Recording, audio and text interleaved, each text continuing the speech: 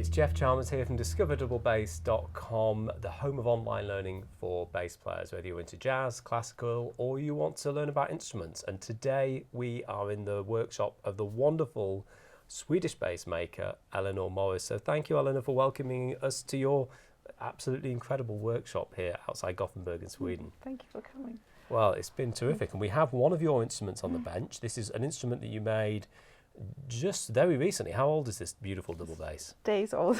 Days old. Yeah. And it's been made for the wonderful bass player Magnus Bergstrom, and he has very kindly let us use it for this quick video where we're going to look at the common causes of buzzes on double basses. So is this a common problem for double bass players? Very common. Yeah. When I had a teacher once, Stuart Riley, when I was younger, and he said to me, Jeff, if you own a bass, it's like owning a car. There's always a really annoying buzz or rattle, and you can never work out where it's coming from. But what are the common causes when people come to you? Because people call me up and say they've got a buzz, and they're like, my heart sinks because we can spend an hour or longer or looking through it and not find anything. But there's some things that it's good to know, just to have like a little checklist, so that if you do have a buzz, you can go through these things and rule out things. Where do you start? Yeah, maybe let's start at this end. Okay. We have like this beautiful new Endpin here. Sometimes they are the ones that have that you can screw on. Sometimes on the floor they've like just wiggled a little loose, and it's sitting a little loose on the windings and the threads there. So that's the first thing to check that that's sitting. I've absolutely had that. And obviously that this is tight enough. Sometimes there'll be a resonance in the Endpin itself. Yes. And changing that. Sometimes you can just cut off a little bit. Maybe you've got an extra long one, and for some reason there's a resonant frequency going on, and you can. So it's the spike inside the chamber of the double bass is resonant, and I've had that. And it's quite a specific sound, and I've diagnosed it by then putting the spike back in, playing again, and taking. And some spikes you can actually fully remove, which is even more helpful. Yeah. A tip is because not all of them you can. Yeah. Because they've got a little thing so that you don't lose them. Yes. But if you're visiting your luthier and you know that in the future you might want to take it out without taking all the strings off, just say, oh, please could you just cut the little tag safety thing off, and then even that, on some I even had that rattle. Really? Yeah, but it's not on good quality new things, but on certainly on older spikes, and I think Endpin mechanisms sometimes they can be a little loose and somehow resonating with the instrument. That's a great place to start. Where's the next place that we take to look at? We had a bass. Actually, it's in the other room being glued right now, and it had that typical. There's something wrong with the Endpin. There's like this metallic buzz, and it wasn't the Endpin. It was open here. Oh, the seam. Seam, which happens it happens very often on basses like this. If your bass is going to be open, this is it's most likely going to be here, and that's because of the way the wood shrinks. It shrinks in different directions, and then the high glue just pops open. So sometimes you don't hear anything. You will be unaware of it for months. Oh no. And and then other times there's something, there's a buzz, and you can't even see it because there's some tension in the wood that's pressing it together. Okay. So you have to go with your thumbnail or a little feeler gauge or something. Yeah. And just another thing is you could just tapping along the edge, and you can hear it directly. Yeah, that was the advice I had. So I would do this, and then it would go. It would change the pitch. Yeah. That's a great way to find an open seam, which is very common. Because sometimes the wood will bend outwards, and then usually you don't get a sound. Okay. But you can experience. There's less volume in the bass. There's it's not itself. It's not the sound that you're used to, and it's because it's open. And other times it'll bend the other way, and you won't be able to see that it's open until you like knock, and then yeah, it's like an overnight gluing job. And it's not a big deal for you know, a trained luthier like yourself to re-glue a seam, is it? So people need to just get into there, find their local luthier, and make sure that they get that done, because it keeps the bass nice and healthy, I guess. Yeah. And then moving up, does a tailpiece ever cause any issues? Maybe not so much. Not so much unless you've got like a lot of equipment here. But that's the thing. Yeah. I find with a full circle sometimes this thing can really be a pain, and I often, if there's more room and there's the windings stop, I sometimes move it up or I move it further down, and that can be enough to stop a rattle. Or sometimes just this, the placement of that can be, you know. Yeah. And what about the bridge itself? Does that ever cause any problems? Well, bridge adjusters sometimes, I mean, good ones they won't, that are properly installed, they won't do that. But sometimes you get metal ones that sit in a little, they sit in a little chamber thing. Oh, okay. And sometimes they can just rattle loose. And yeah, I've sometimes, oh, it's buzzing. Can you, yeah, I was like, oh. And that's it. Yeah. But usually you have to take the strings off and just make sure that it's functioning properly. There's something amiss there, but it can, yeah. Sometimes that little bit of just adjusting ever so slightly, and it's the same with the strings as well. I sometimes find that taking a string off and you put it back on and you bring it up to tension, and you've got some kind of rattle coming from the peg box, which we'll speak about in a moment. But just, you know, letting a bit of tension off, letting it back up again, a little bit of finagling. Sometimes you don't need to go to the luthier if you can just kind of cure it that way, if you're lucky. But other times, not so much. Yeah, it's good to have like a little checklist. A little checklist. If you can do it yourself, that's great. Otherwise, yes. We're here.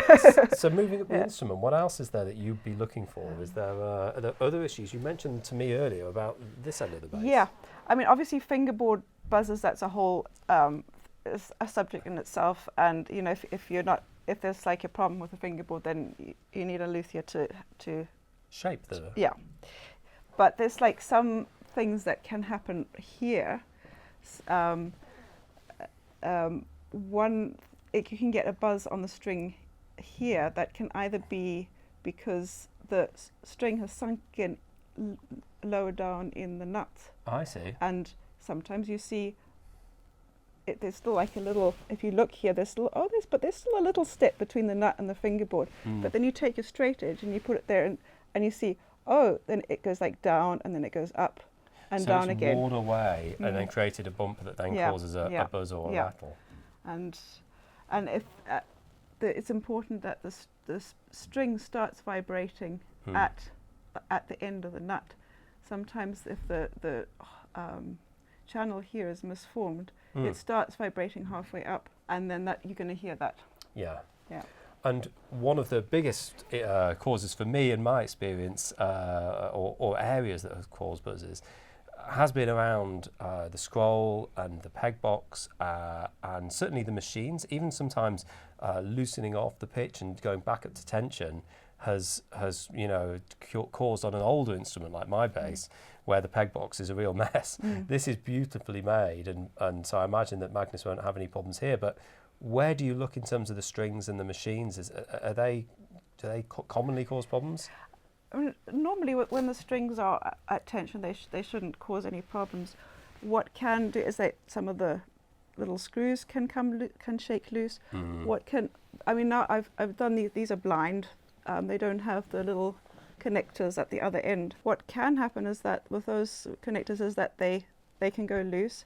If this what is it called? The steel rod between. Yeah. So we're talking about that goes from the machine through the scroll or the peg box. You won't be able to see it from the cameras here. But so the steel rod is sometimes cut all the way through the scroll. Yeah, and then sometimes it's a bit too short.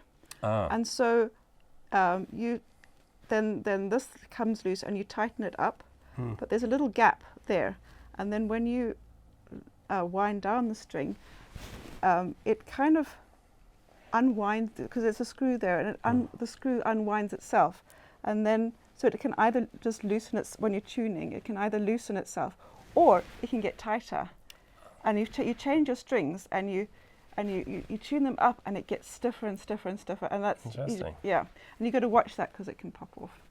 And what about, in terms of machines, the German hat peg style? Because I find sometimes, on older machines, it's not strict to those, but the older ones, often I can find little mechanical weird things that are causing buzzes. But the hat peg ones, you find that causes more of a problem, or is that no issue? It's just another design that can be good or bad and wear over time. The hat pegs, they do wear, and it's quite easy to change them out, and you can just get somebody. I mean, if you see that yours is worn, you can just, like, it doesn't have to be a luthier, it can be someone with a lathe. You just ask them to copy that. You can, like, and replace it. That's not a difficult thing to do. Well, Elinore, thank you so. Was there any other buzzes? I just want to say something about the ones that are harder to get. Yeah. And perhaps, the ones that you have to come is around the bass bar. There's a lot of vibrations happening. Oh. So that's the bass player's nightmare when you think, I'm going to have to take the top off to fix this. Yeah. So it's like the most difficult. You have this kind of like papery buzz, and it's like, it sounds like it's here, and it's like, oh, let me just press it there. Oh, it's disappeared. Why has it disappeared? Because you've stopped the vibration, the vibration of the bass bar. So there are the cracks that you can't see on the outside that are open on the inside sometimes. And I've had them here. You've got a lot of movement around the F-hole. Yeah, so it's just on this side so we can see for sorry. Yeah. So it can be glued fine here, but there's like a little gap on the inside between the top and the lining, and it's just enough for it to. There can also be like a thin cracks here. Yes. You can't see them from the outside, but they're there, and And the other one that I've experienced previously is old repair work that hasn't been done well by luthiers of the past, and it's then coming unglued, and then the player needs to take their instrument apart. And that's the. It must be incredible what you find in these old basses when you take the top off. But luckily we have this beautiful new bass, and if you want to learn more about Elinor's basses, where can people go and find you online? You've got a really good website as well. What's it called? ElinorMorris.com. Fantastic. There's another thing that I can just advertise for. Arnold Schnitzer has made a book about looking after your bass. The Handy Double Bassist? Handy Double Bassist? Yes, yeah. And that's Arnold's a genius, isn't he? And, and I absolutely recommend that. Now, I don't have a copy, but I need to get one. Oh, you can buy. I've got. Oh, great! Have you really? Yeah. Oh, great. Okay. Well, I'll buy a copy. I'm not selling them myself, but I've got them. They're available here. Oh, fantastic! I've got number 2. Well, I think they have them on Chain of Sound's website. Yes, I've seen them on there as well. So we'll provide links for Chain of Sound. It's great. So that is for the European market. Ah, okay. Because so you don't have to import them from. I remember they came out, and I said, oh, I've got to get hold of this, and I said, oh, we can buy it from ISB, and it was going to cost like a ridiculous amount to ship. The shipping was good. It's $30, and it was going to cost like $200 to ship. Yeah. So our American friends, ISB. Yeah. And they are available in Europe through Chain of Sounds. Okay, and I'm sure that they'll be available around the rest of the world as well. But Arnold Schnitzer's book, The Handy Double Bassist, is a great place for anyone to start to learn about instrument making. Go and check out Elinor's website, and if you're in Sweden, if you can get here to this incredible workshop, we've had a blast spending time here and seeing these beautiful double basses. So yeah, thanks so much for joining me, and thanks for watching at home. We'll see you next time.